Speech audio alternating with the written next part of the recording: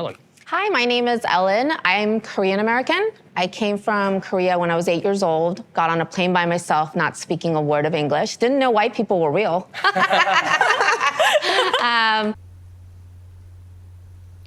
What the fuck is this?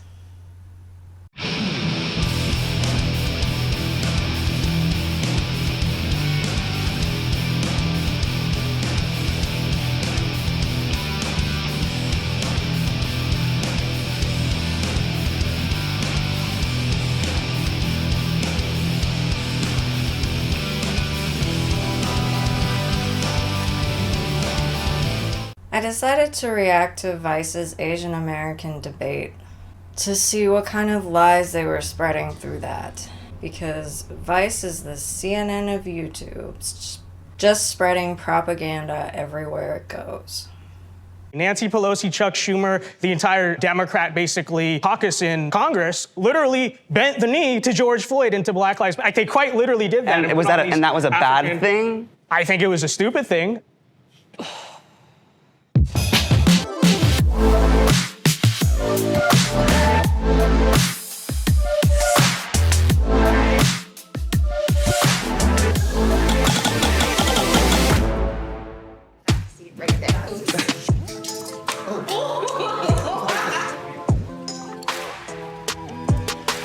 Are they filming us for like B-roll? Stand by. That was intense. All right, here we go.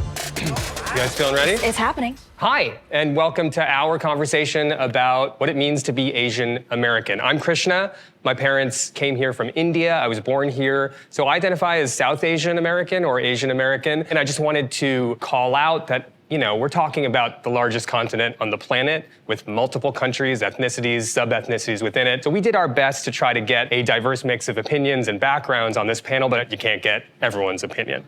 Here we go with the obligatory disclaimers. Common sense says that when you select people to be on a panel, you cannot select everyone because that's literally impossible. However, in our era of disclaimers and placating people's feelings, the moderator has to say common sense things now. All because people will get butthurt and comment that their panel wasn't representative of them, instead of just listening to what the panel members have to say. So as we start, I want to get a quick poll. How many of you guys think the term Asian American is useful? So that's 1, 2, 3, 4, 5. We got a couple 50-50s. What about if we were to add Asian American Pacific Islander? I guess I'm curious to hear why, and maybe the way we can do that is going around the room and talking about who we are, where we came from, and what that term means to us, and what you think it might mean to the rest of the world. So. I'm Yiling, and I would identify myself as an Asian American. I feel really strongly about being an immigrant. I'm first gen, or I say first and a half gen, because I was born in China, and then we immigrated to New York and then to San Francisco. And I think that like the term Asian American is complicated because it applies to so many different identities, ethnicities, and cultures. It's a helpful term when, you know, you don't really know what else to you kind of just like lump everybody into like one term. And I don't think there's any issue with it being Asian American and Pacific Islander either, because that's just more inclusive in my opinion. So right off the bat, we have a leftist unable to answer a simple question. Instead, giving the obligatory, it's complicated, or it depends. If something truly meant something to you, you should be able to answer with what the thing means to you. I wonder if these labels don't really mean that much to Yiling. But she feels like she has to sound like they have meaning to her. So she says these phrases as a placeholder, instead of just admitting that they don't really mean that much to her. I think these labels become complicated because they're unnecessary, and usually they don't help. When I see people trying to divide themselves into separate little ethnicities, it's unnecessary. I actually think it's exclusive because it makes people feel like they're all alone in this tiny group of people. If you're someone who's not part of the main group and you feel excluded, and then you put a label on yourself, but then that label subdivides you into a smaller group, now you have a label, but you're still by yourself. I don't understand how adding more terms makes anything more inclusive. Because the more you divide something, the more it gets singled out and separated from the whole. So there's a sense of community amongst people from different cultures. Yeah, I think it's difficult because you can't really put it into words. It's applicable to such a wide range of things, and we're not a monolith. It's complex. Yes. Yep. I was born in Manila, Philippines. Interesting. And what does that heritage mean to you? You know, I'm a little conflicted because sometimes I just want to be American. I don't want to specify the fact that I'm Asian, but at the same time, it's like someone looks at you, they're going to say that you're Asian, so you say you're Asian American. I don't like the idea of separating the Pacific Islander just because for so long I was told I wasn't Asian, that I was a Pacific Islander. I just think it's all encompassing, we are Asian. Micah. I feel very prideful about the Asian Pacific Islander. I live in San Diego now, but I'm originally from Honolulu, Hawaii, and my dad's born and raised from Kona. I am so close with my family. Just growing up, it's hard to explain, but being from Hawaii, the aloha spirit is real. Being around your family, having that common courtesy for community is just something that I'm really proud of. And you feel like, as it relates to Asian American and Pacific Islander, these are two things that kind of go together in some ways? Yeah, they do. They do. How? So the thing about Hawaii is that it's a really huge collection of different types of ethnicities, and there's a lot of Asian influence in Hawaii as well. A lot of different people who are there are from Korea, China, Japan, and so I just consider them family as well. Well, good to meet you. Tell me about yourself, Vince. Genetically, I'm a quarter Italian, 75% Vietnamese, but I am really with Teddy Roosevelt on this one. I don't believe in the hyphenated American thing. I identify as American. I consider myself an American. Sure, genetically, I'm mostly Asian. I don't go around thinking I'm an Asian American because I think that, especially considering the fact that America today is increasingly a more and more diverse country, which is what it is, the only way that's going to hold together is if people can, to some extent, all identify as being part of the same nation, part of the same creed to an extent. I mean, that's just the way I would view it. Vish, you're up. I'm 100% Hindu Indian American. I was born in Brooklyn. My parents are from India. I personally just describe myself as American. I find, like Vince said, the hyphenated American thing, I think it's by definition divisive when you're dividing the identity. I prefer to call myself American. I don't call myself Indian American, Asian American, though when people ask oh, well, what are you? I'll say, well, I'm of Indian heritage, but I was born in Brooklyn.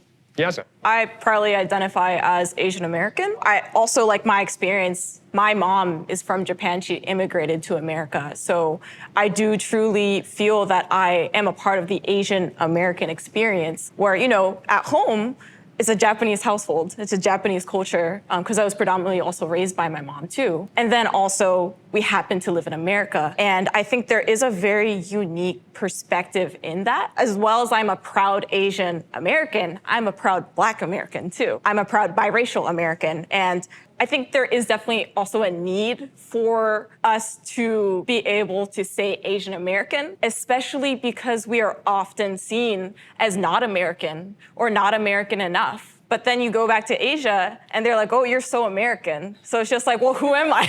Being between cultures in a way, or straddling cultures, being part of two cultures. Yeah, being part of two cultures. I'm Asian, I'm American, I'm Asian American. Well, nice to meet you. Joyce. So I'm a Taiwanese Asian American. I identify as Asian American, but at the same time, I think the term Asian American and Asian Pacific Islander, they have to be separated because when we go to colleges and apply to get in, we're on different socioeconomic pathways. So actually the term Asian Pacific Islander would actually get you in more than someone just does East Asian, because I believe now they separate the two. Well, there's a lot to unpack there, and I think that's what we'll try to do today. But it's good to meet you. I guess this is a funny question, but do you think the average American, when meeting you, would be like, oh yeah, you're Taiwanese? No, they think I'm Chinese. I'm Japanese or Korean, but basically I'm Asian. They always ask where am I from because of the way I look. And they ask where are you really from? Yes, yes. And I'm always, I'm American. I get that a lot too. Ellen.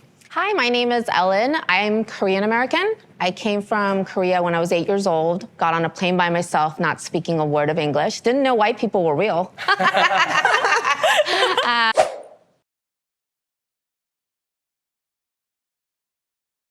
Wow, I can already tell who on this panel I'm really not going to like. Ellen says she didn't know white people were real. then laughs like it's the funniest thing she's ever heard in her entire life.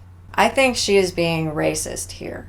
Because unless she's from North Korea, where the citizens probably really never have seen a white person in their entire life because it's a dictatorship, and they don't have internet, and they don't have tourists, unless that's the part of Korea that she's from, she has no excuse not to know that other races exist. If she's from South Korea, she has seen a fucking white person. What is this comment? This comment is nothing other than racism against white people, and I'm sick of this shit. For me, it was huge culture shock. My parents had already immigrated, so I was joining them.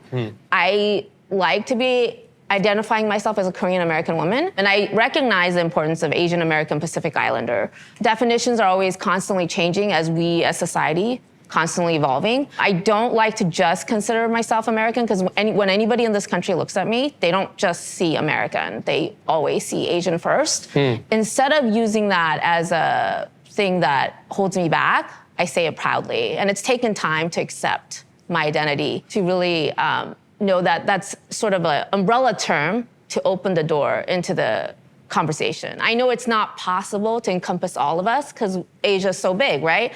But in order for us to be seen and heard, we have to start somewhere. So I think it's a good term for that. Ziad. I'm Ziad. I use he, him pronouns, and I am Bangladeshi American, and I'm Asian American. The reason why I was lukewarm about the term Asian American insofar as its usefulness is that I don't actually often refer to myself as Asian American, despite fully believing that I am, because to Yuling's point, oftentimes I think people have a perception of what Asian American looks like, right? And sometimes that leaves out South Asians. Sometimes that leaves out Central Asians. Sometimes that leaves out huge parts of the world. Me personally, I lean into my hyphenated identities, right? I am American, and I am Muslim, and I am Bangladeshi, and I am Asian, right? And I am all of these things at once, and I'm not one more than the other, but I take pride in all of these things, and I think that for me, I find power in that insofar as when I look at this country, I think it is so damaging, right? So saddening that sometimes this country makes us choose. All I can say is that if you're sitting anywhere near this guy, he might accidentally punch you in the face with his flailing,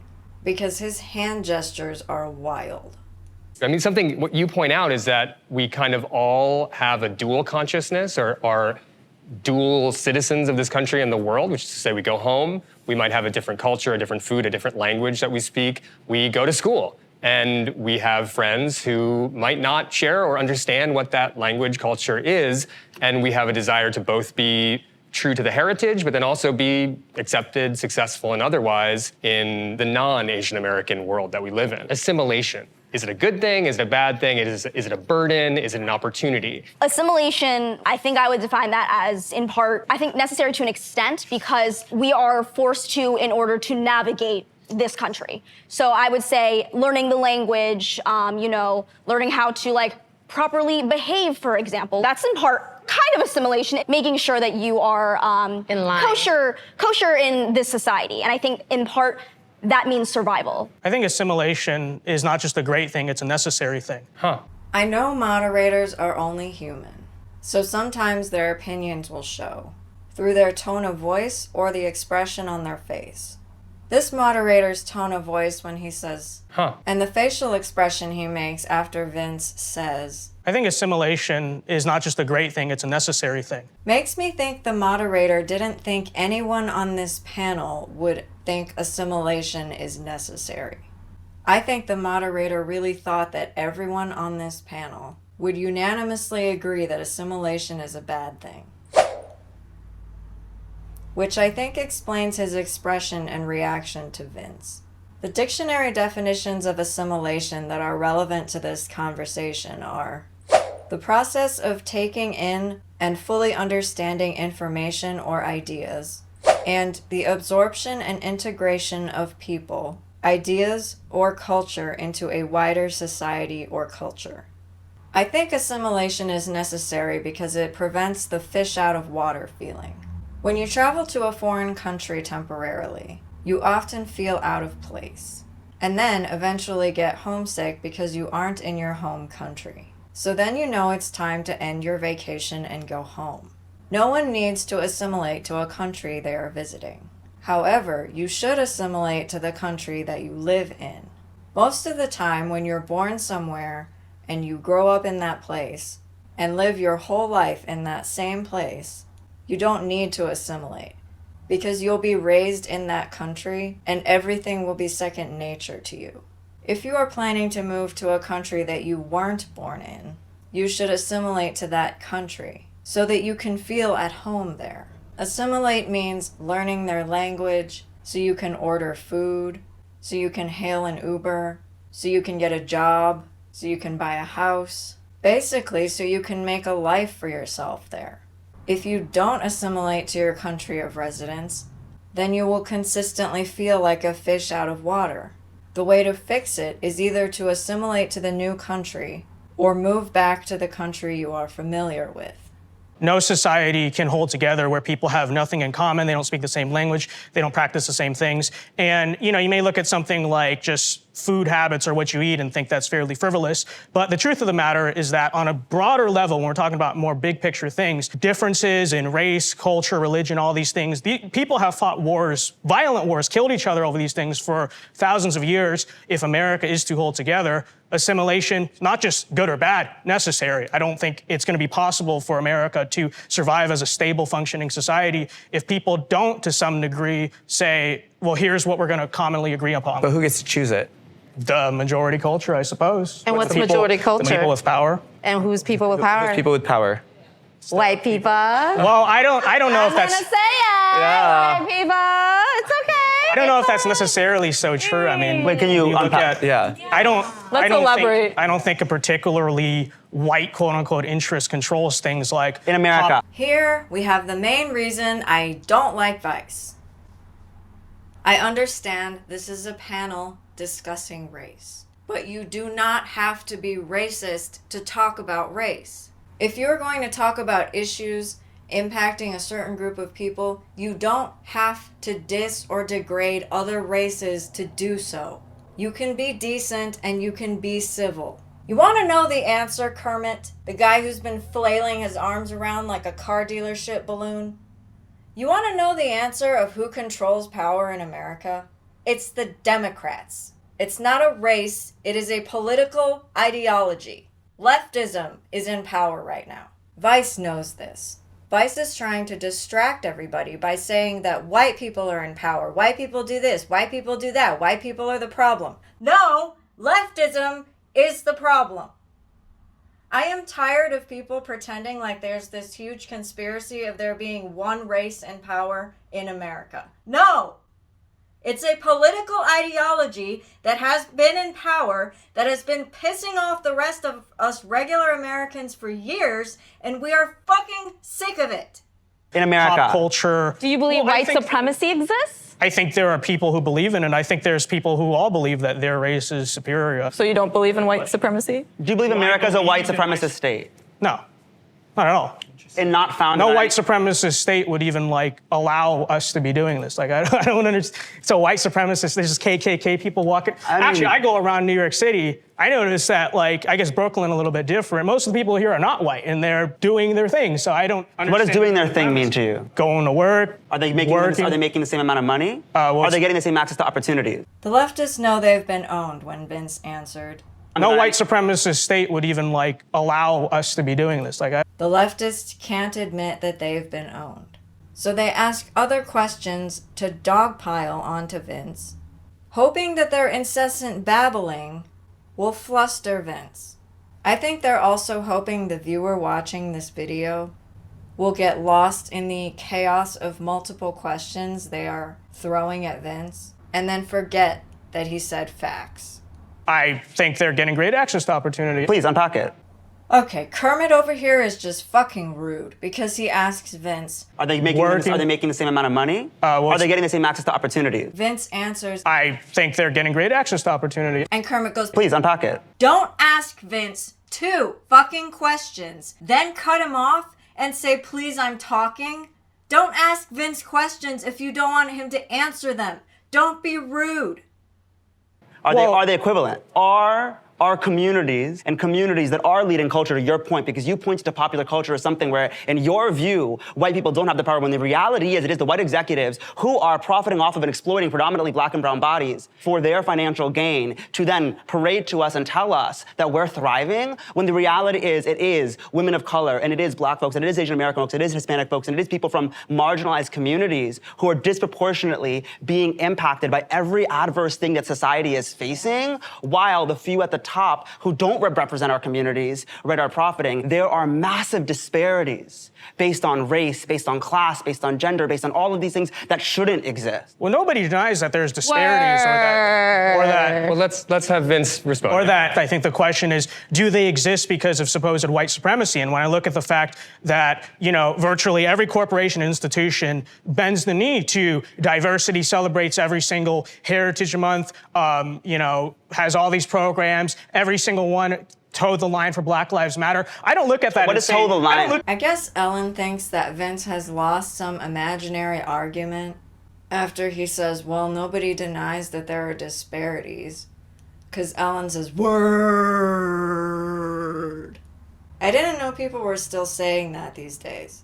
Ellen is forgetting to take into account that Vince is not saying that white supremacy is the reason there are disparities, which is Ellen's argument. Everyone with common sense knows there are disparities for lots of different reasons. The left fails to understand that blaming the wrong thing for a real problem actually causes more problems. If we actually wanted to fix problems, we would discuss actual potential causes of these disparities so that we can get closer to actual solutions. Let's stop blaming some fantastical white supremacy narrative for all the problems society has, okay, leftists? What does toe the line mean? Toe the line is usually used for political parties.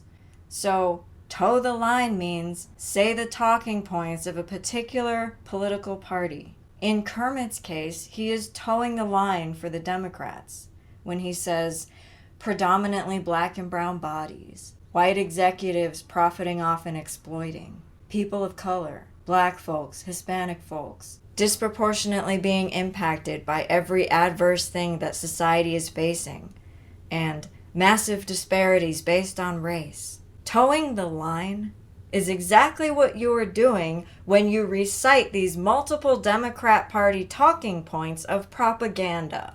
That is what toeing the line means. I don't look at that and say conservative white people are in power in this country. As a matter of fact, I'd argue to a large extent, you can talk about, what race or whatever people are, but is like a supposedly conservative white interest in power in America. I would honestly say I think it's the opposite of that. I want to clarify one thing. You can be liberal and still a white supremacist, right? Yes. Like, I would be very clear, Absolutely. right? That it doesn't necessarily mean conservative white power is the predominant folks in power. I think it could span a lot of political ideologies and still have these things embedded in how you govern and how you lead and how you make decisions. However, when you talk about bending the knee, that is a wild way, I think, to look at society finally trying in some ways to right the wrongs of its ills. It's not so wild. I mean, even like your supposedly white politicians, you look at what they did in 2020, they quite literally bent the knee. Nancy Pelosi, Chuck Schumer, the entire Democrat, basically, caucus in Congress, literally bent the knee to George Floyd and to Black Lives Matter. Like, they quite literally did that. And that was a bad thing?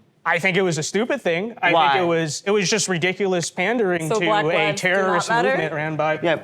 Black lives do not matter? I do think that Black Lives Matter. I don't support the movement known as Black Lives Matter.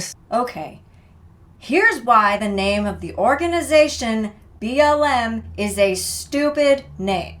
When you say Black Lives Matter to mean the name of the organization, it's describing an organization that likes to demonize the police force and allege that it is a racist institution that hunts black people down to murder them.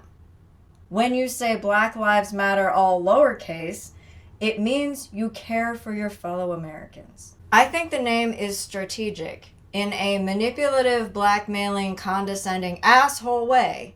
I think the organization named themselves Black Lives Matter so they could use this kind of emotional, manipulative blackmail to guilt people into following their cause.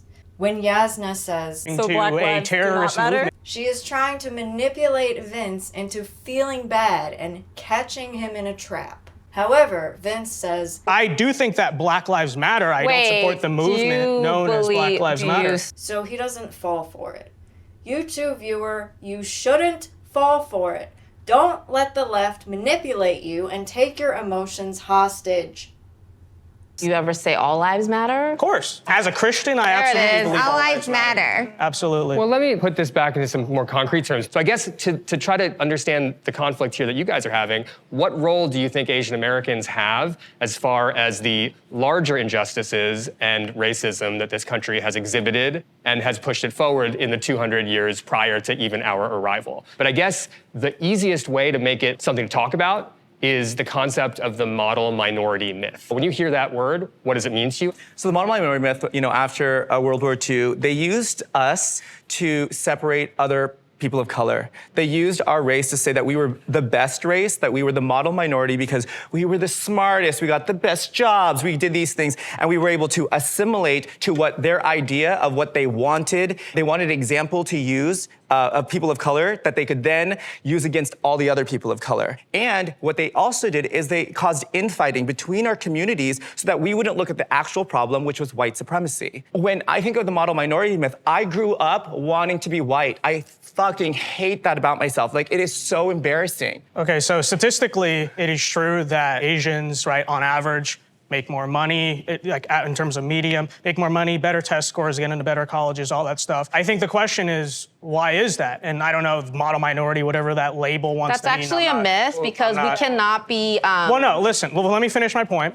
We need to observe what makes people successful and unsuccessful. And I think when you look at trends that are generally true in the Asian community, not of everyone, but are generally true, usually you have families that are sticking together. You have, I find Kermit's and Jovin's reactions to Vince's comment of families that stick together very strange. It looks like they're offended by the fact that families stick together.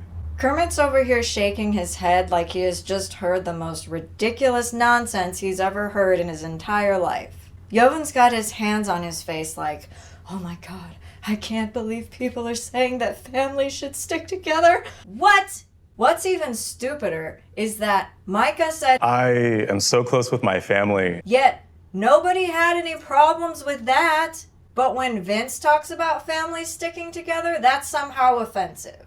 This is ideological nonsense. Kermit and Jovin view Micah as someone who agrees with them. So when he talks about family, they're like, oh, that's so cool, that's so touching. But then when Vince talks about family, Kermit and Jovin hate everything he says because Vince is not someone who agrees with them. Both Vince and Micah are talking about families and saying the same thing about them. Having close families that stick together is heartwarming. But somehow, one is offensive and one isn't? What kind of hellscape stupid logic is that?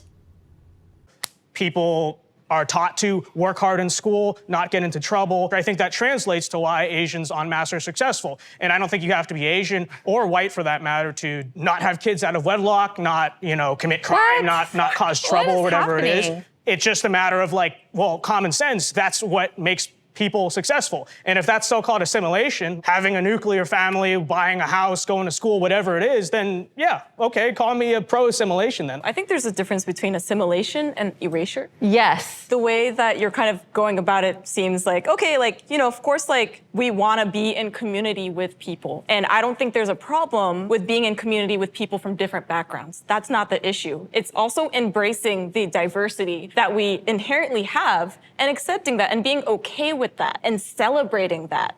I don't believe that Vince is saying there's a problem when people of different backgrounds live in the same country. I think Vince is saying that you still need to respect the overall community and culture of the country you're living in. I don't understand why people think that it has to be one or the other. What is that? Yasna, for example, has a Japanese mother. No one is saying that she can't speak Japanese. We're saying she should also be able to speak English. And she can, which is what allows her to be on these Vice panels because she can understand English and she can understand how to communicate with other people in America. Wouldn't it make your life easier if you spoke the main language that the country speaks? You would be doing yourself a favor because you would be able to communicate with people when you go out. No one is saying that you can't be bilingual. Nobody is saying that you cannot wear the clothes from your custom. The other day, I saw an Indian couple at Walmart, and the man was wearing the traditional Indian clothing that men wear. No one is saying that you have to ignore your background. I don't understand where this is coming from.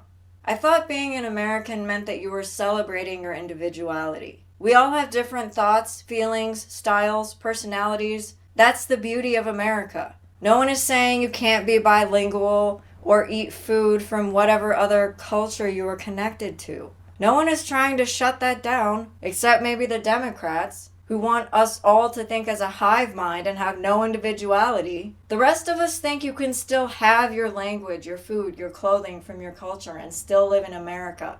The whole point of America is the freedom.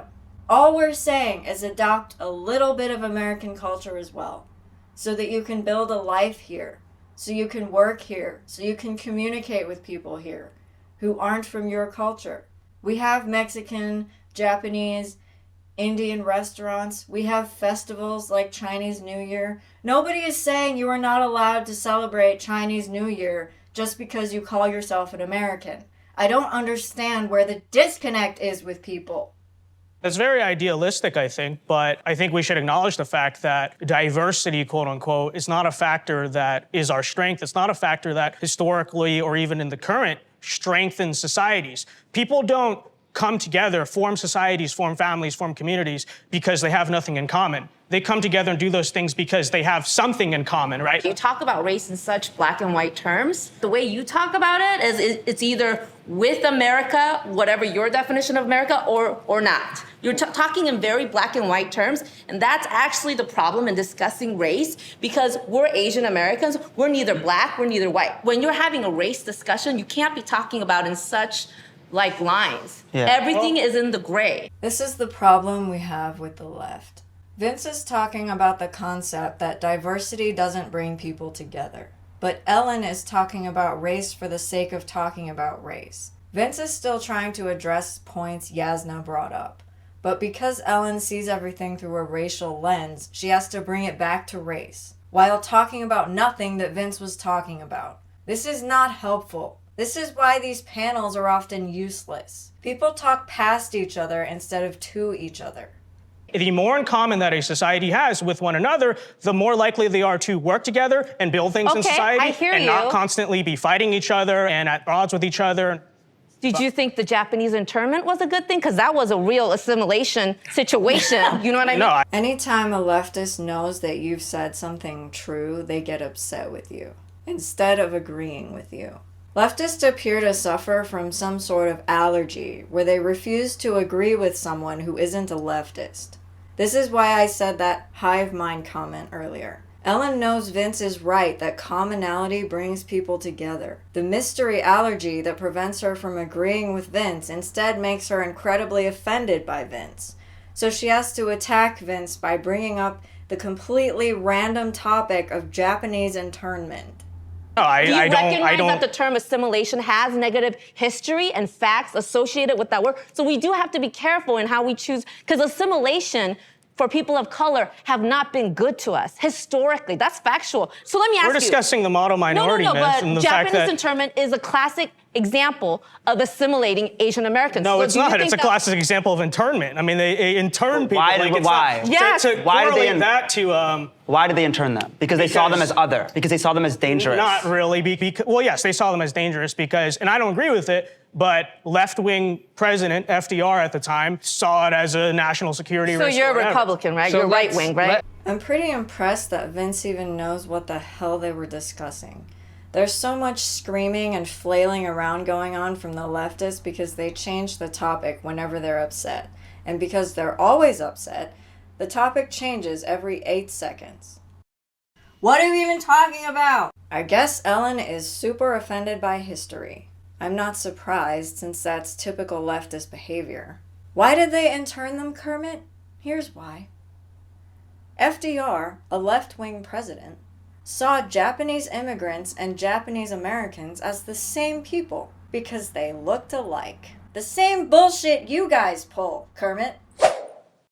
And Ellen, you love boxing people into identity groups based on their appearance and ignore their individuality. A Japanese immigrant and an American with Japanese heritage are different.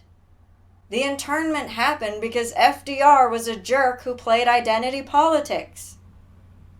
I think a better way of dealing with the Japanese spies in America during World War II would have been to use the FBI to open an investigation into who was sending information back to Japan. Pearl Harbor happened because a few spies were sending pictures of our battleships back to Japan, or to Japan, depending on who the spies actually were. Japan wanted to know the best time to attack America, and the best time for them was when most of our battleships were in the harbor. They wanted to cripple our navy.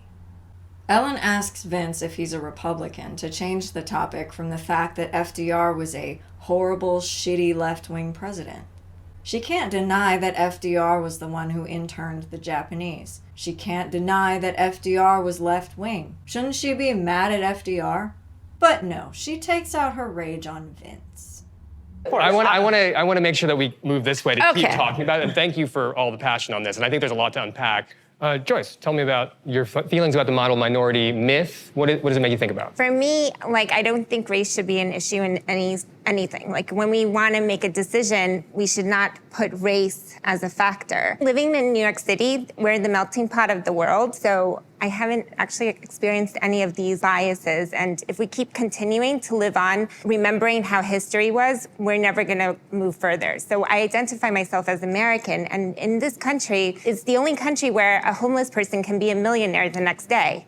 So based on capitalism, we all have an opportunity, and we should not use race as a factor in either getting ahead or depriving ourselves of opportunities. I have a question directly related to the fact that you live in New York, right? Yeah. And you're an Asian woman. There have been significant high crimes towards Asian women that were all over the news. Did that affect you? And what were your thoughts on that? The government is telling us that it's Asian hate, but that's not the real issue. The real issue is actually that these people were mentally ill and they were let out. Or both can be the issue, right? Yeah, it can simultaneously exist as issues. You can't say that it's Asian hate and use that as propaganda Propaganda? I feel like also to just say that these people are mentally ill is a kind of an ableist argument too, because there's plenty of people who are mentally ill who are not going out and killing Asian people on the street.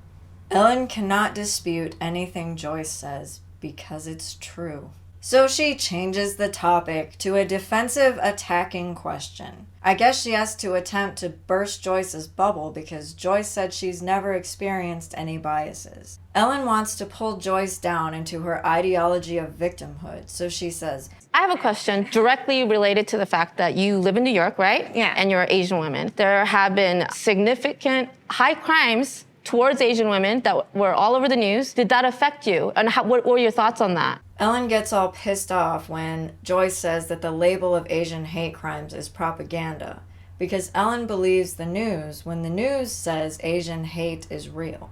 Ellen believes that as fact. Ellen believes that is truth, when in reality it's CNN doing what CNN does best, which is race hustle. People like Ellen fall for it, and then get all pissed off when people like Joyce are trying to get to the root of the problem, which is that crime has been on the rise in New York after the defund the police movements and whatever stupid shit that they've changed in the justice system. People are not getting detained when they should be, so there's more criminals running around. There's also a lot of Asians living in New York. A lot of the crime going on in New York are crimes of opportunity. When someone pushes someone else in front of a subway train or down the subway stairs, they'll just push whoever is around. If there's more Asians in the subway station waiting for the train, there's a higher chance that an Asian would be pushed in front of the train. CNN manipulates this by taking the fact that an Asian died and then saying Asians were targeted, as if these criminals have been planning some deep cover operation to kill Asians, instead of ignoring the fact that these crimes are crimes of opportunity. That's why it's propaganda, Ellen. It's not that no Asians are getting killed. It's that CNN is lying about the reason the Asians are being killed. Joyce brings up the fact The real issue is actually that these people were mentally ill. Yasna jumps in and says, because there's plenty of people who are mentally ill who are not going out and killing like Asian people on the street. This is that tactic of convoluting the topic. Joyce wants to focus on who is committing the crime and potentially why they may be committing crimes. Yasna wants to draw focus away from who is committing the crime, so she shifts the focus to mentally ill people in general. The people who are mentally ill that do not commit crimes are not part of the conversation topic right now. Bringing it up is literally irrelevant and pointless, Yasna. But you know this, and you did it to distract from the facts that Joyce wants to talk about. Once again, conservative wants to find a solution, but leftist wants to get away from a solution. All these attacks that you're seeing the videos of in San Francisco, New York City, newsflash, they're not being prosecuted as hate crimes. So the more correct way to look at it is what is the primary perpetrator of violence against Asians overall, right? Because if we talk about these videos, we have to count them in the statistics, and we're not doing that. And when we do that, we find, well, I'll tell you this, the plurality top perpetrator of violence against Asians, number one, is not happening in rural America, and number two, is not being done by white people. So is it black people that are doing it? Like, is it the black and brown people that are doing it? No, that's exactly just inherently violent. Like, Just say it. I didn't say that. All I said beat was, around it. Just all I say it. said- if it's not white people or Asian people, who is it? All I said, I didn't say anything about, inherently violent. All I said is that if it's now you did. If it's no one accused you of that, and now you did. If it's a white... So, like, your bias is slipping out It's there. clear you want to say it. I'm not sure these leftists are listening to the same conversation that I am. Vince said what I said, that crime is the problem. Yasna says, 'cause they're just inherently violent. Vince is clarifying himself when he says, all I said, I didn't say anything about, inherently violent. Then Kermit screams, oh, now you did! Just because Vince said the words inherently violent, he is not making the claim that black people are inherently violent because Yasna said that. Yasna put words in Vince's mouth and Kermit bought it. I don't know if Kermit really wasn't paying attention or if Kermit did it on purpose as a misdirection to confuse and disorient the viewer, as well as an attempt to confuse and disorient Vince. Vince didn't fall for it, however, because he knows what he said. Because Vince says, no, I didn't. Quoting someone who has put words in your mouth does not mean that you did it or said it, okay, Kermit? Another annoying thing is when Yasna's taunting Vince and she's like, well, if it's not white people or it's not Asian people, who is it? But I find it funny that she doesn't mention Hispanic people. You didn't include Hispanic people, Yasna. I thought you were inclusive. What are you doing? Say it. You should Can just anyone let say me it. talk here? When it comes to Asian hate, the perpetrator is not a white supremacist in New York. Correct. That's all I'm saying. So that's the all problem. that I'm saying. Like, After Joyce says, when it comes to Asian hate, the perpetrator is not a white supremacist, Kermit looks directly towards the moderator with this look in his eyes, as if to say, help, they're saying things that are facts. We can't let the truth out. We can't let the truth out. He's annoyed that the narrative is not going the way he wanted it to. It's really telling about Vice and these other left-wing media outlets. It shows they're obsessed with pushing one narrative. Anytime anybody says something that's not part of their narrative, they freak out and they're like, shut them up, shut them up.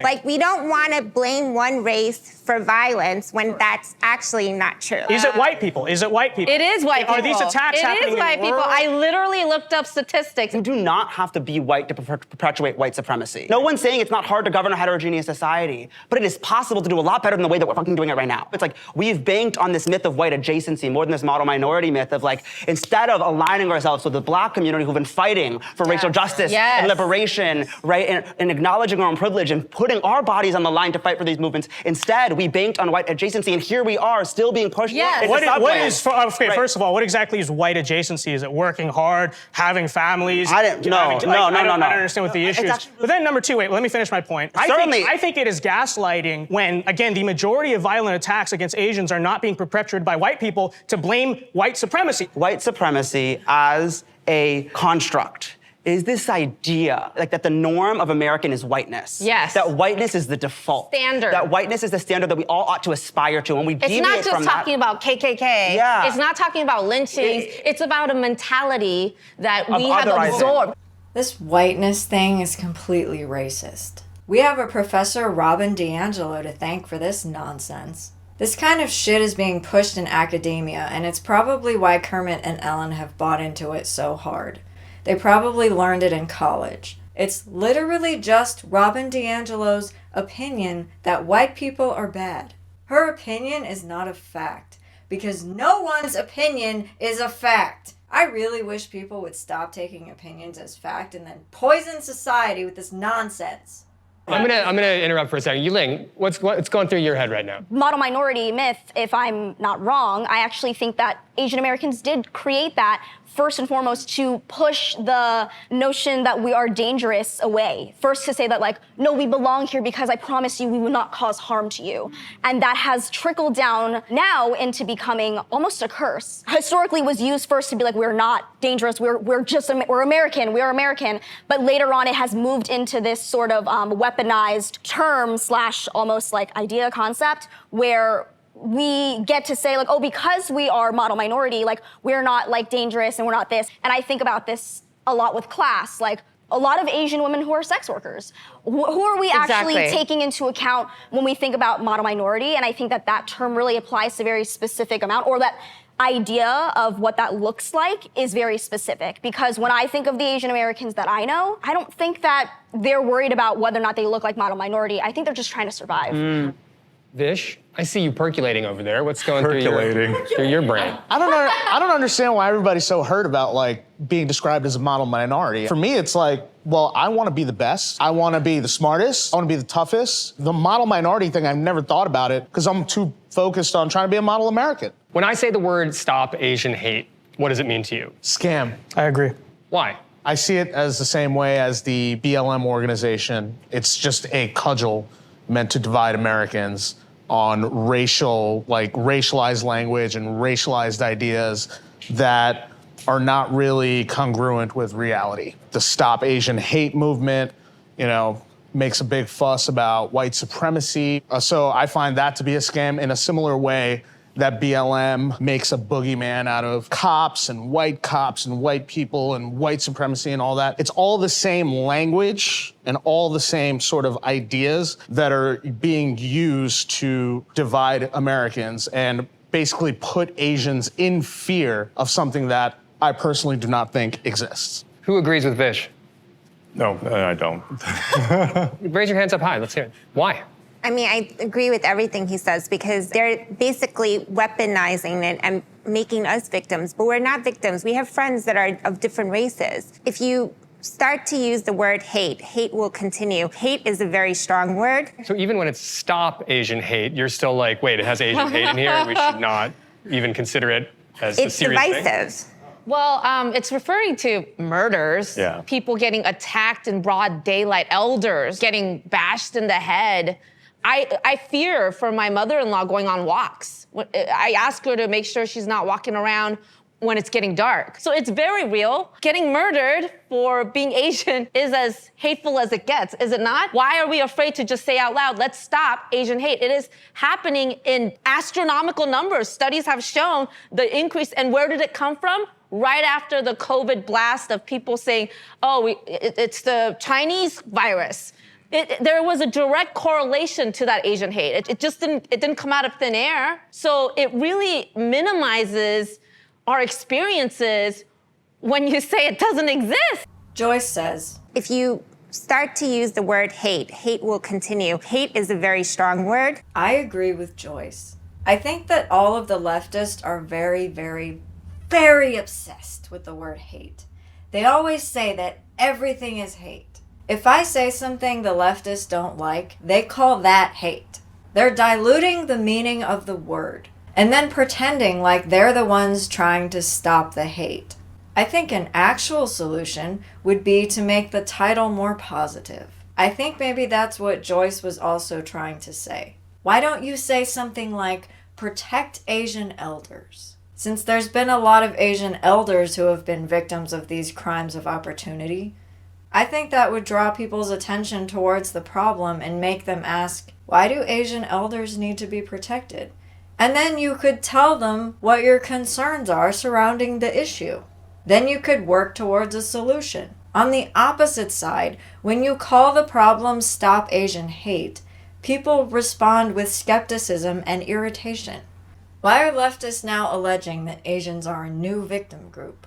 It made me want to run away from the whole thing because it just sounded like complaining, which we have too much of these days.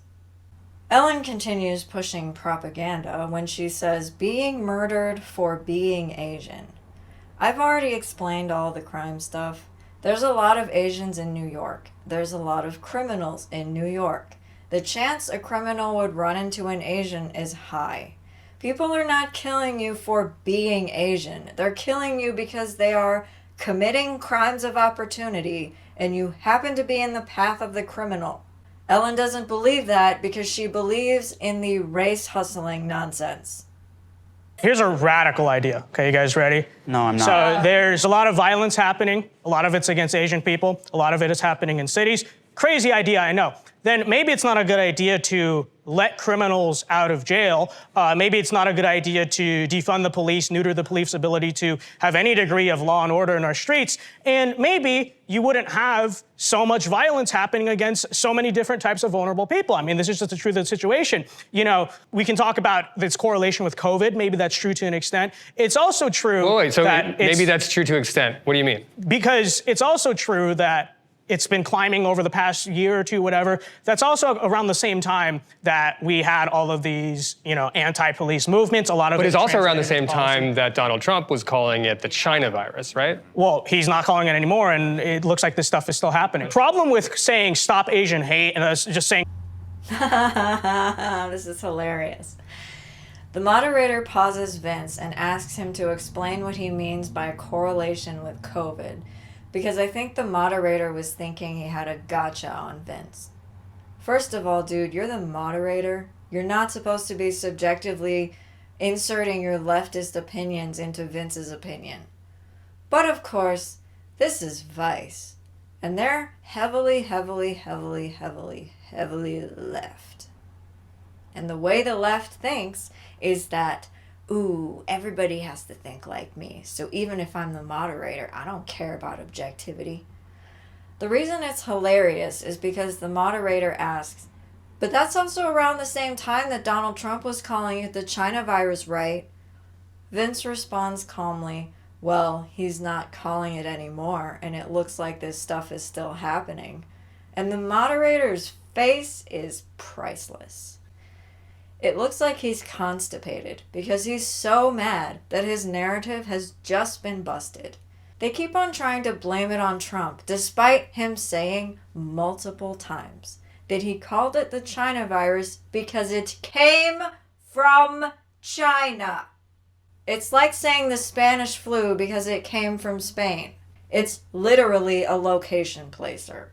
The left was the one that drew the connotation to mean that Chinese people are the same as the China virus. The left were the people who drew that conclusion. And then they say the right drew that conclusion. This is called projection when you accuse someone else of doing what you are doing. We wouldn't have this fucking problem if we all just called ourselves Americans.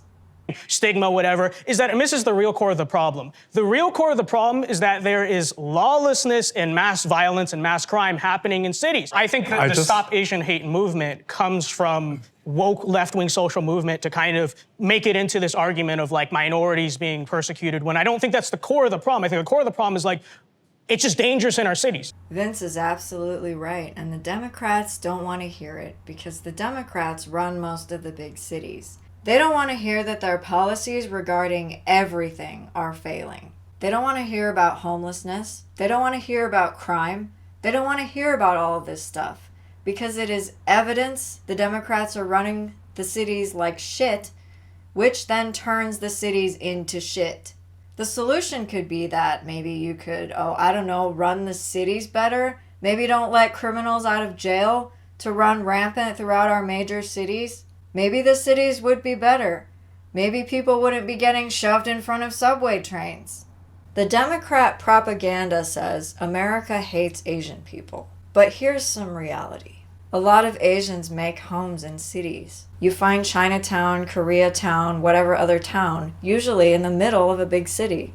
If you make the cities dangerous, where a lot of Asians live, then release criminals into the Asian neighborhoods who do crimes of opportunity, guess what? You're gonna get a spike in the crime statistics of the Asian demographic.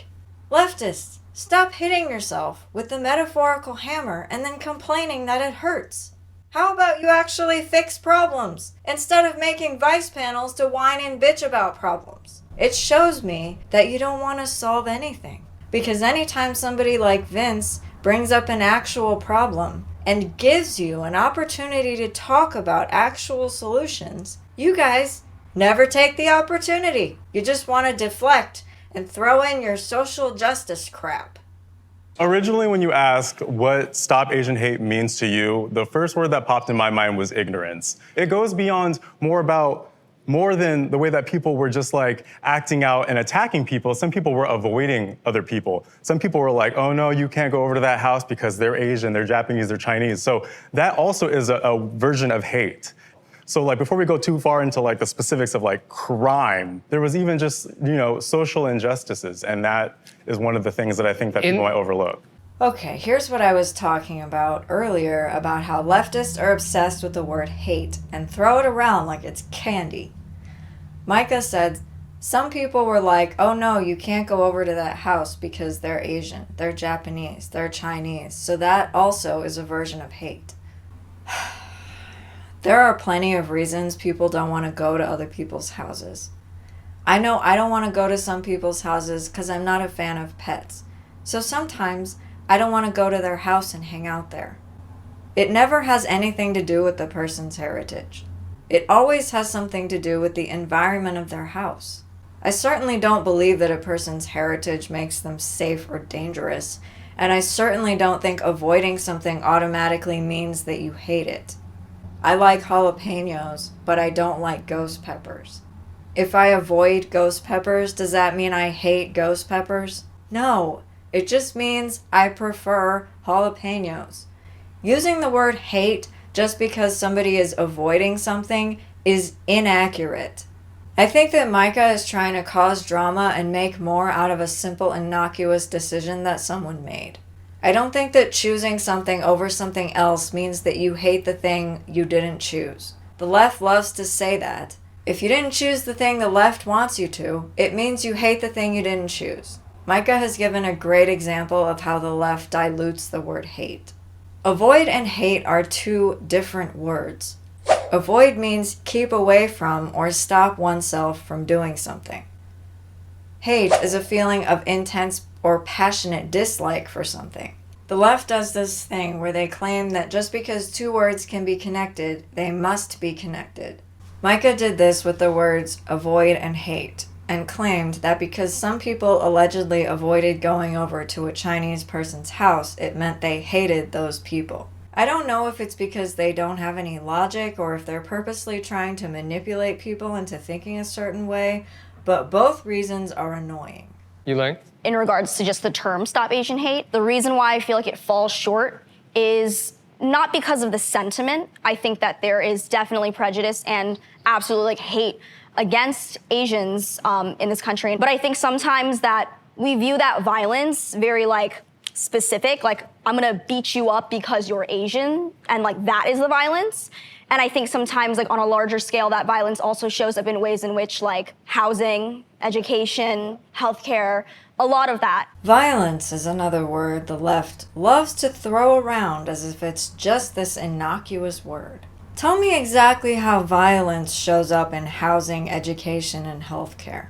Of course, they're never going to explain that because they can't. Stop diluting English words, okay? Violence is when you intentionally cause physical harm to somebody with the intention of injuring them.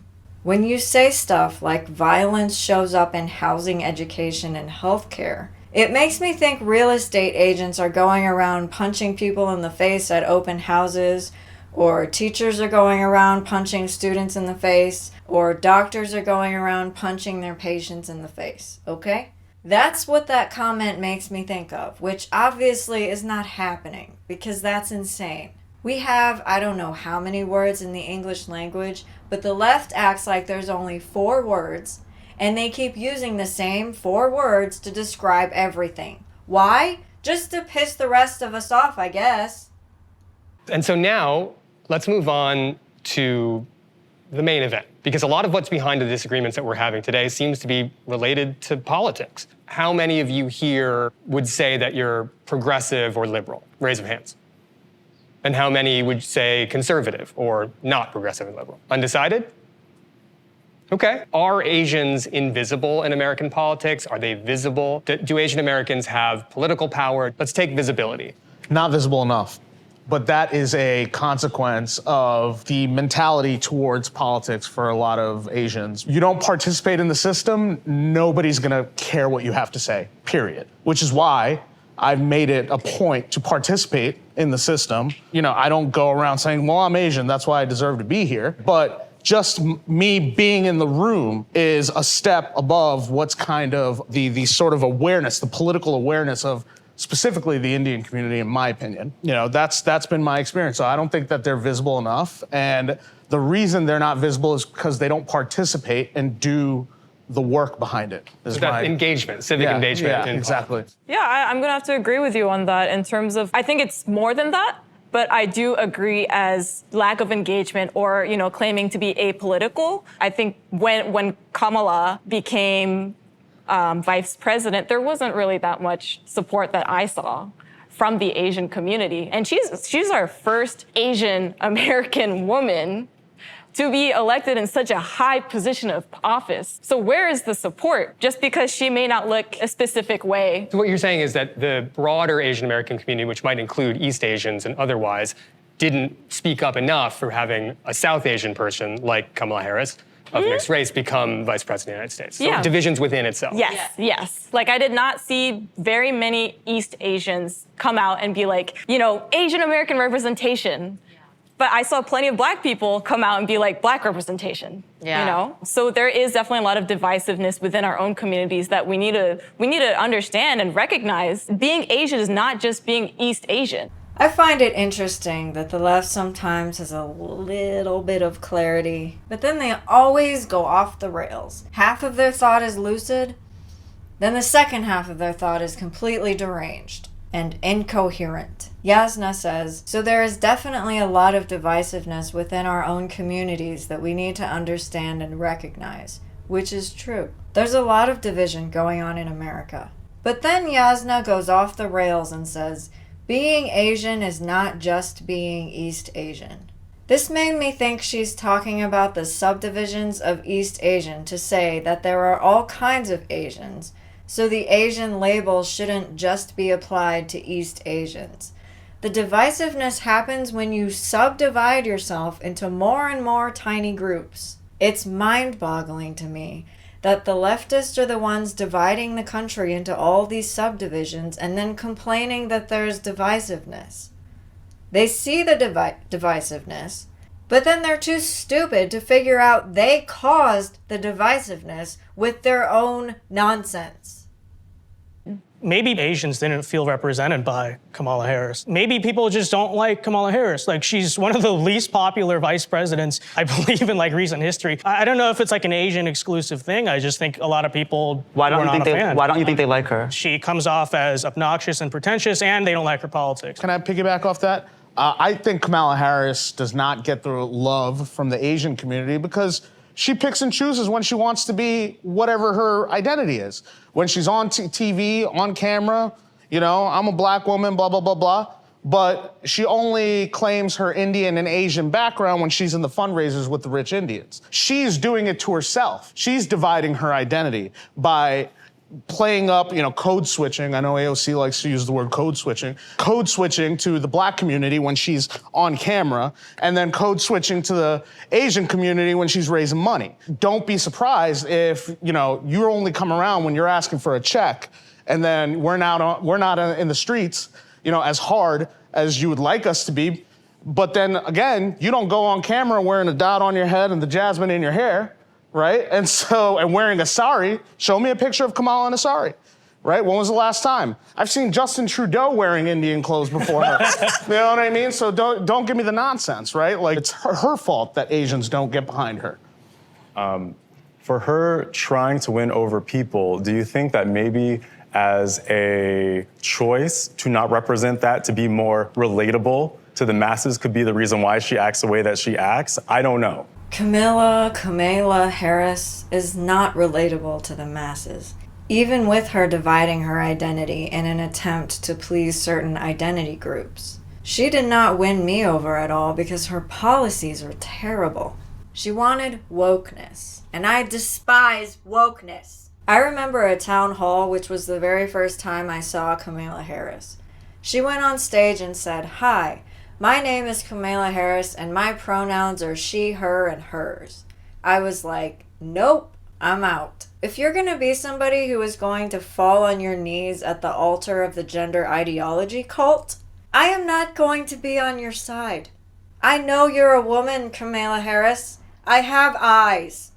Jesus Christ. When I am assessing the qualities of somebody who's going to be vice president, I am looking for qualities like, do you like America? Are you going to help the president take America in a good direction? If you show me that you have pledged your allegiance to the gender ideology cult instead of the country, I'm not going to relate to you at all. It doesn't matter what you look like. It doesn't matter what your sex is. Policies are what are important to me when I am looking at politicians.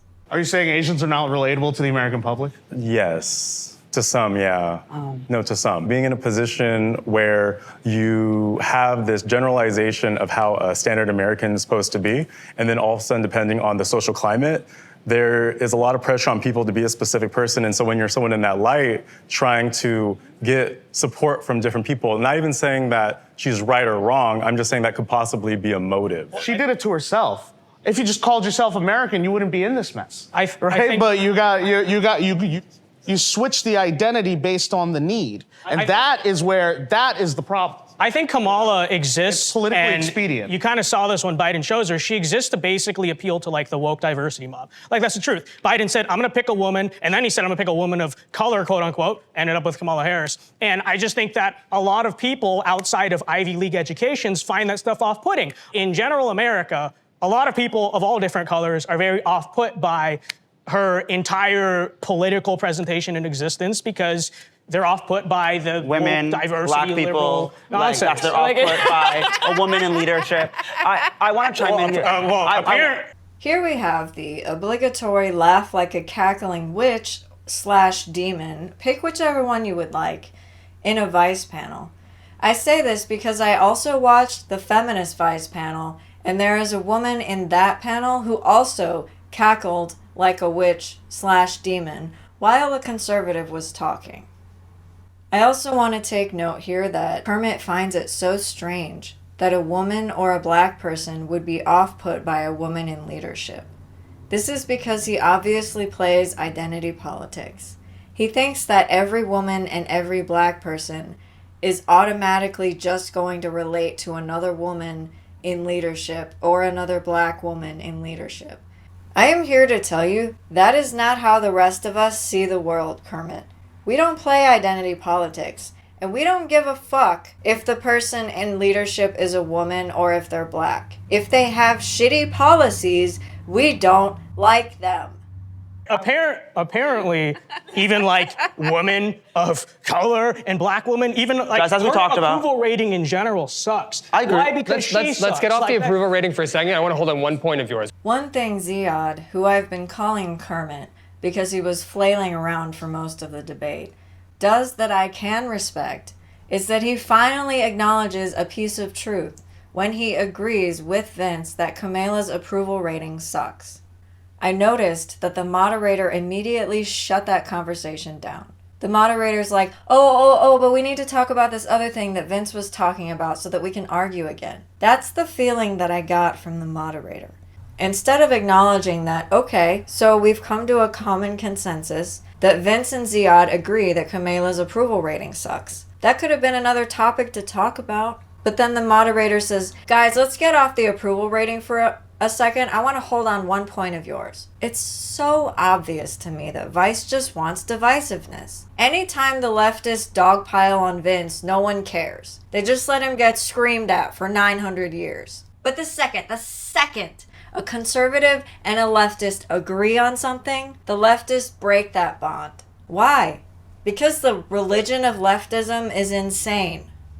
Which is, she's a token. That's what I heard from you. Sure. I think Biden chose her absolutely as a token. So I want to know how you respond to sort of what Vince was saying, that Kamala Harris effectively was a token pick because demographic boxes, and specifically an Asian American demographic box. I feel like anytime a person of color gets chosen, we're looked at as a token, especially in institutions. It's historical, like it's new to us, right? So in one sense, I think there's some truth to it. Even in our own communities, I think, is she a token? Like we second guess ourselves. You start to second guess, are you worth it? Because you're constantly being questioned. Am I qualified? Did you get here because you were diversity hire, or, this is the existence that we live in right now. And so Kamala Harris is actually very representative of what we face. You can say token all day long, but you can't take that away. People will scrutinize her. However, what about the other people, other 47 presidents who've definitely done their fair share? I'd say probably worse things. Biden is president number 46, so there have only been 45 other presidents. Yes, absolutely. Who are not nitpicked for what they are wearing, or maybe not fitting in enough because they already fit in. Or for being white. Yet another white person. Okay, I'm annoyed by this yet another white person comment. I wouldn't be making such a big deal about it if the stupid leftists didn't keep saying, oh, white supremacy this, white supremacy that, then turn around and are racist to white people. And I'm supposed to just sit here and take that? No, I'm not gonna do that. I'm not gonna sit here and take that. So what if white people are president? Once again, it's the policies that are important. If a white politician has good policies, then there's no problem with that person being president. If a white politician has shitty policies, then I would have a problem with that particular white politician. Ellen is trying to say that only white people think they can be president, and that's obviously false because we've had a black president. Obama thought he could do it, and he succeeded. They're trying to bring racism back to America when they inject race into every single conversation. Everyone who's an American citizen gets an equal opportunity to run for president. Yeah, a lot of people don't agree with, her politics, and I don't want to take her credentials away. Yeah. Because she earned it. She wasn't just a diversity pick. She was picked because she also put in the work. She also put in the work. I'd like to hear from the women in the panel about the specifics that we're talking about, because not only is she the first Black and Asian American vice president, she's also the first woman.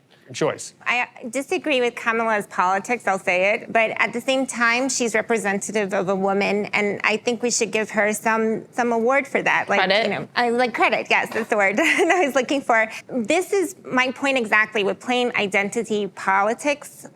Who cares if she's Black? Who cares if she's a woman? If she got there on her own merit, that's what's important. Elaine? I haven't really thought too much about her being a token so much. I think I'm more interested in, what will you do now that you're in office? Will things still change, or is it optics? What would that look like? Yeah, and it's great because obviously you do want the optics. You do hope, and you put a lot of that pressure on that person who you feel might represent you. If I wanted to talk really about representation, I'd be like, put somebody poor up there.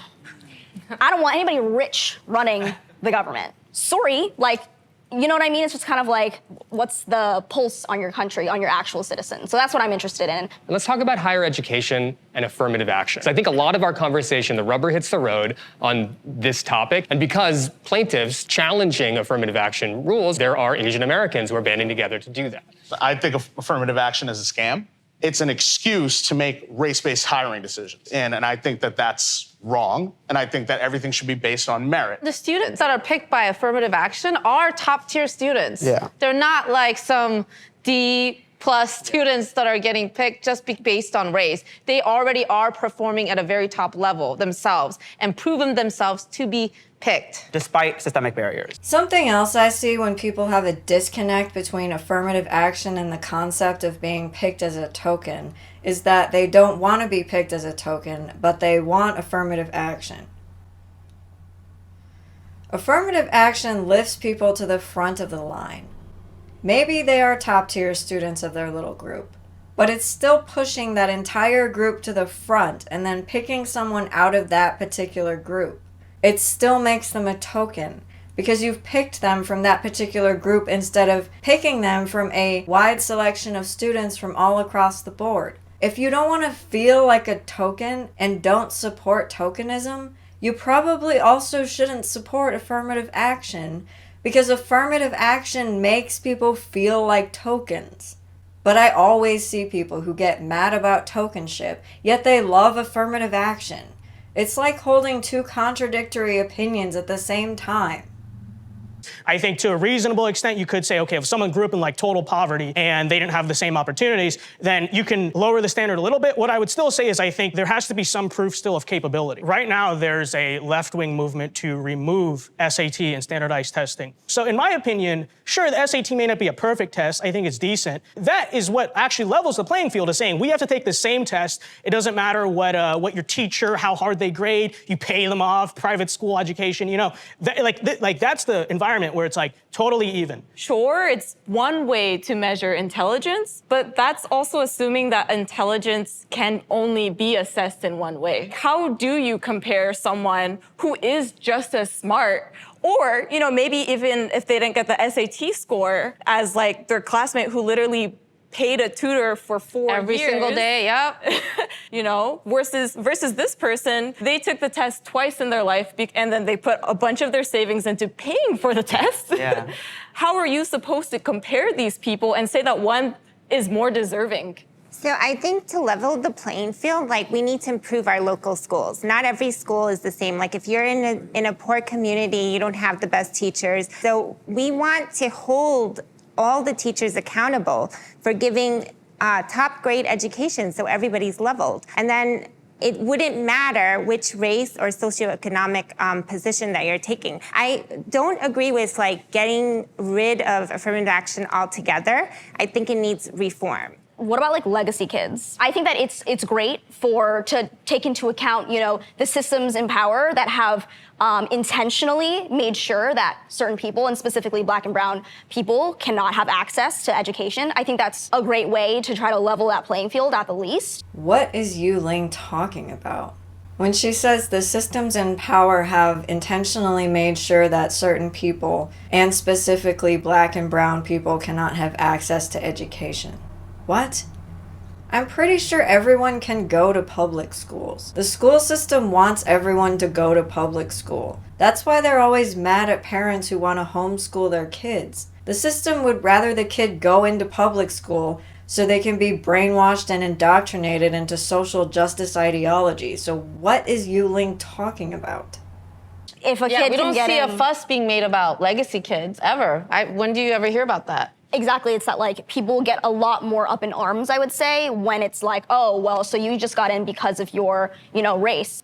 What do you think the future of Asian Americans in America and American politics is? The paradigm we are going through now, especially with our relations with different ethnic groups and everything, I think that we are headed towards balkanization, and the future of America is starting to look like Bosnia. And so I want to avoid that. You know, within our generation, at least what I've seen, a lot more Asian Americans who are interested in politics, who are interested in bringing more representation and bringing more, saying like, we've had enough. You know, this is not how we need to be treated, how we deserve to be treated. So like, I think in terms of involvement, there will be a higher involvement of Asian Americans. And also just the mere fact that we had Asian American representation, whether it's Kamala or Andrew Yang just even running, that shows people that, hey, like maybe that could be me. Yeah, I'm allowed. I think that one of the biggest things that representation does is it says, I'm allowed to do that because I see someone that looks like me do that. Yeah. Here's yet another disconnect with the leftists. They are obsessed with the concept of see someone that looks like me. Yet at the same time, this is the exact same stupid logic that FDR used as justification to intern Japanese people. Leftists also love to throw Japanese internment around to condemn America. The disconnect the leftists have is that on the one hand, they know Japanese internment was bad, but on the other hand, they praise the look like me concept. The look like me concept is the exact same concept that FDR used to intern Japanese people. The whole look like me narrative is bad because it allows people like FDR to segregate people into groups based on appearance and ignore all the qualities of each individual person. It dehumanizes people because they're being deemed good or bad based off of their appearance. People are complex beings, so you can't just take one aspect of humans, ignore the rest, and expect to have any understanding about the person. And I think just exactly what you said is that, you know, with Black Lives Matter, Asian hate, we learned that if we work together as people of color, Yes. and that's where I think, Yes. that's what it means to me, is that we as a group working together get more done. Yes. And that if we support each other and we do this, we can get more of ourselves up there. So you know that you're supposed to work together, but you think that only applies if you work with other people of color? What? This unification is divisive. The rest of us are like, we all need to work together to find common ground in order to fix problems. You guys are like, we all need to work together separately within our little groups to solve problems. What? I think you will definitely see some people actually move to the right because of that. How big will it be? I don't really know. Probably not as big as a lot of Republicans hope, but I think it will happen. What do I think about the future? I'm gonna be hopeful because I think that oftentimes, like, we are characterized as just angry. You're not characterized as angry. You're visibly showing that you are angry. Would you like me to count how many times in this entire debate that I have seen you be visibly angry just because somebody said something that you didn't like? If you don't want to be categorized as angry, then stop acting like everything makes you angry. Also, what is this thing with people? Anger is a human emotion. We're humans, we have emotions, and anger happens to be one of them. Why the hell are people so butthurt when they get called angry? I'm angry a lot because the world is a pile of shit. Sometimes people notice. But I say, yeah, I am angry. You're right, actually. So why are you butthurt that you have an emotion? Why? Right, and that our politic isn't, and that our politic isn't rooted. Makes me angry. Yeah. But and our politic isn't rooted in love, and isn't rooted in community, isn't rooted in hope, and I hope that it is, right? And so what I'm hopeful about is that we can sit here and name politicians who look like us and sound like us. Yes. And that wasn't the case when I was a kid. I didn't think that that was possible. So from where I'm sitting, like, I think the future of Asian American leadership looks like telling our own stories in community with other people who haven't had their stories told yet. Yes. Just from seeing sort of the agitation within our own communities, I think just like with movements and like being tired of staying silent. I think that's part of going back to also that model minority myth of like, I'm gonna mind my business, I'm just gonna do my thing, and you guys just fight it out over there. You know, I think that like seeing the passion kind of jump out is very beautiful to witness. And so hopefully I think that the future, at least that I envision, is one where we can maybe see more humanity in each other.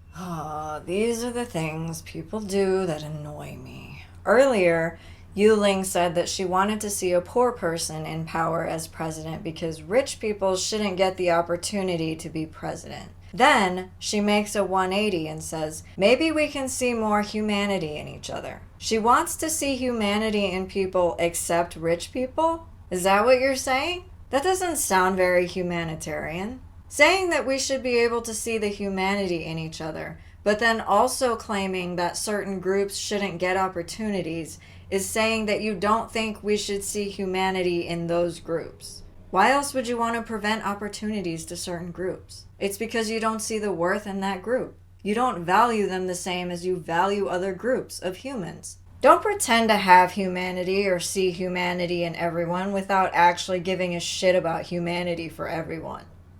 I think that as an Asian American, a lot of how I've viewed myself has been through a lens of self-hatred and shame. With the moment that we're in right now, even this conversation that we've been able to have, I think that the difference that I hopefully feel is that we're not gonna sit on the sidelines and be like, that's not my business. I think now we're ready to be like, that is my business, and I'm gonna be vocal about it. So I don't know what that looks like in the future, but I think that my hope is that it looks more like community care.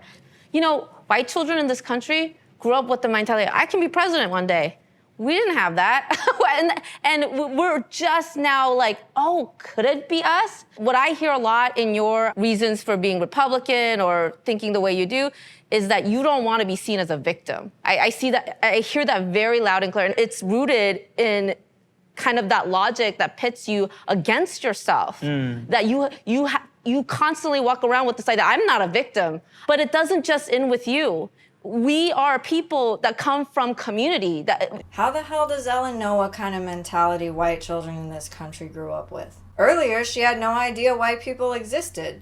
She claimed she had never seen a white person before, ever in her entire life. Now she suddenly knows what we think and what mentalities we have? How? How does she know this? Yeah. One of the things, even though we are not a monolith, a lot of our cultures can unite in the fact that we believe in community. And I know when people, you know, when we talk as passionately as we do, it sounds like we're complaining to some people, but we have seen progress and we know it's possible. So yes, we are hopeful that our children can even have it better than us. Wait a minute, Ellen. Your children can even have it better than you? So you know that America is a good place? You know America is a place where you have it good, so that your children can have it better than you? But then you're over here complaining about white supremacy? Did you forget that you live under an oppressive regime of white supremacy? Or was this all an act? Do you actually think that white supremacy rules America? Huh? You have seen progress? You guys give me a headache. To your point, you said, you know, you feel like in some situations I'm pitted against myself. You're 100% right. I am my number one competition. And I'm going to win because I am the representation. I don't doubt that you're gonna win. The conversation about representation, I gotta see somebody who looks like me in order for me to believe. No, I am that guy. I am gonna put. Not everybody has your gonna put myself there, love right? that Like you have that's that. The thing about what Vish said, though, Ellen, is that it's not a belief. It's a mentality. A belief is an acceptance that a statement is true or that something exists. A mentality is the characteristic attitude of mind or way of thinking of a person or group. Vish believes that everyone can be their own representation, but he also has that attitude or mentality to put his belief into action. He doesn't just believe that someone can be their own representation without taking any action. Everybody can train themselves to have that mentality, Ellen. It's a matter of, do you want to have that mentality? Ellen must not believe that she can be her own representation since she's so offended that Vish goes and puts into action the fact that he is his own representation. I think that we are all representation for our own selves simply by just existing in the world. I am here. People can see me. So I am representing myself because I am alive here on Earth. I don't really think it is that hard to be a representation of yourself because literally all you have to do is be alive here on Earth. that like I'm gonna be that representation. I'm that representation every day. Guess what, guys? We were all that representation today. So thank you. I don't know about all that. I find Kermit's response very strange when the moderator says, Hey, we were all representation today. That's what I was just saying earlier. All of these panel members who took the time to show up to Vice News' studio and film this video simply because they were there, they are representation. That seems positive, right? This whole Asian panel was bitching about representation and how there isn't enough representation, but then when the moderator says, yeah, you guys were the representation, and then Kermit responds with, I don't know about all that. I don't know about all that. Do you want representation or do you not want representation? What is this incoherent babble? Are the leftists trying to push the narrative that representation doesn't exist? So the second someone acknowledges that representation does exist, somebody else has to discount it and dismiss it like it doesn't mean anything? For the passionate responses, you're gonna get a bunch of us in the room together. We're not gonna agree. That's just how it is. Yes. So, appreciate it, and thank you so much. Thank you. No, it is just sad. You just slayed. I'm just talking. No, you slayed. I almost It was definitely a ride, you know, with some ups and some lows. fun, interesting, kind of spicy. I was surprised by the Stop Asian hate. Quite a few people who were like, it's not a thing. I did disagree with almost everything that they said. I also have found it hard to believe that people think that Black Lives Matter is looked at in some way as fake. I have zero regrets. A lot of Asians in the community actually support Trump because he promotes meritocracy. Love Donald Trump. Meritocracy. Can I say that again? He's from Queens, I'm from Staten Island. Meritocracy. We're basically paisans. I think the term Asian Americans should be erased. I agree with Vince. I am not a fan of dividing every American into their subsequent subdivisions. It's stupid. It's not helpful to America. It causes division. Everybody needs to be on common ground. We need to stop looking at everybody's differences for whatever stupid reason. Obviously, we all have our individuality, and because we have that individuality, we don't need 800 different labels on top of that already existing individuality. The labels make you separate yourself into tiny little boxes, and you get further away from common ground when you do that. Asian Americans are awesome. Closing thought on Asian American as a term. It is as creative, open, and complicated as we decide to make it. And we can. So. Well, you're definitely making it complicated. That's for sure. Sore, what the fuck is she saying? Sorry, maybe? But she couldn't even be bothered to finish saying a 5-letter word. Can we please just have people go back to speaking in complete words, let alone complete sentences? We need to start by having people talk in complete words. Finish your word! This epidemic of just saying the first part of a word, then pretending you're cool because you think, ooh, look at me, I only said half the word, yeah. Really right now? You make yourself sound dumb. Finish your words! God bless Vince and Joyce and Vish. As for the rest of the Vice panel, may God have mercy on your souls.